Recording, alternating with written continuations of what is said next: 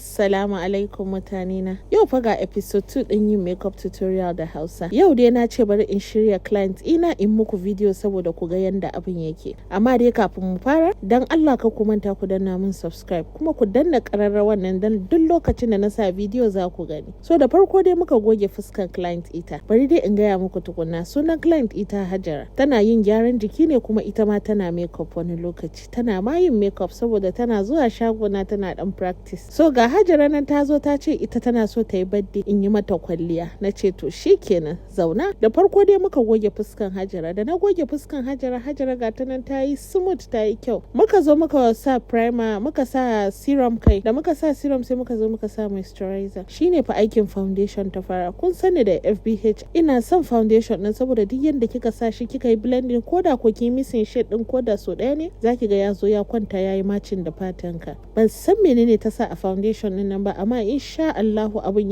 yana blending sosai. Da aka gama sai na zo na sa concealer. An kuka lura kuma kun ga na fara yi da brush sai na zo na dauki beauty blender na gyaggyara. Haka nake makeup ina. Gashi har mun kai gurin da za a sa hoda. Da na gama blending din foundation din da beauty blender na sa sai muka zo wurin contouring hanci. Na gaya muku in kuna son siririn hanci ku tabbata cewa contour din nan ku sa hancin ku yayi. Wasu sukan ja contour sai ya ƙara sa hancin su ya ƙara faɗi. Ku kiyaye dan Allah. Sai gashi sai muka zo muka sa bronzer a gefen kumatunta. Da muka sa shi na gaya muku bronzer nan a last tutorial ina yana dan ƙara ma mutum armashi a fuska ya sa ka dan sake yin kamar ƴar ƙaramar yarinya. Haka din dai. Aka sa bronzer, da aka sa bronzer aka sa blush. Da muka gama sa blush shine muka zo da hoda muka dinga shafawa a saman. Na gaya muku hoda ita ce secret in makeup din nan. In baki bada hoda ba yanda za a yi makeup ɗinki, foundation ɗinki duk maiko ne, ba yanda za ta yi ta rike ta zauna a fuskanki.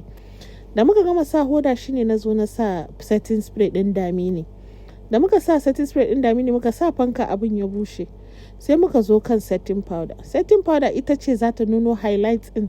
Ita ne ta nuno hasken na tsakiyar fuskanka inda dama ake so a gani. Shi yasa muke sa setting powder. Muka batta tana ta hawa sai na zo cikan idan. Eyebrows din gaskiya ba za mu yi shi a camera ba, za mu yi shi off camera. Na gaya muku insha Allah cikin watan nan inda ina nan ina tutorial din. In Allah ya sa da zan zo in yi eyebrow tutorial daban saboda ku gane da kyau. In ka ce za ka haɗa eyebrow tutorial da makeup tutorial gaba ɗaya za ki ga ya ɗauki lokaci. Shi yasa ba ma cika yin shi a kamera sai mu ce a bari a yi anjima. So yanda kuke gani da na sa eye primer ɗina shine muka zo muka yi blending da eyeshadow. Ina gama sa eyeshadow shine muka zo muka sa pigment da ɗan pigment glue ina na gado da na ce muku na siya a wani baro. Shine na ɗaura pigment akan idanta. Na kakkaba duk fallouts din da duk wannan kananan barbadin da suka zuba a fuskanta na kakkabe shi da brush ina. Sannan na zo da wannan eyeshadow ina da na yi transition da shi na ƙara sa yayi duhu. In ban sa ya dan yi duhu a waje ba na cikin da yake da haske ba za ta yi haske sosai ba. Sirrin samun pigment mai haske kenan. Wasu sai su zo suna tambaya na su ce wai pigment din iri ɗaya suka siya da nawa amma nawa ya fi nasa haske. Wani lokaci transitioning din da kika yi ne, in transition da contour ɗinki bai yi duhu sosai ba kuma da kalan fatan mutum in bai yi duhu sosai ba za ki ga pigment ɗinki ba zai fito da kyau ba. So a haka ɗin dai sai muka zo muka sa kwalli. Tehila eyeliner gel muka yi amfani da shi. Na sa mata na baɗa shi a ƙasan idan. Shi ma duk zan muku tutorial akan yanda ake sa eyeliner ɗin nan ya ɗan sauko. Ba wai yanda zai caɓe ko ina ɗinka ya yi ƙasan ido ba ya yi kamar ka jaba abu a fuska ba. So sai na zo sai muka saka mata mascara. Da na sa mata mascara sai ya gashin idanta ya ɗan taso muka ɗaura eyelashes a kai. Shi ma dai ban nuna inda muka sa lashes ɗin ba amma gashi har mun yi eyebrows ɗin. Sannan na ɗauko setting spray ɗin FBH all nighter ɗin nan na fesa mata a fuska.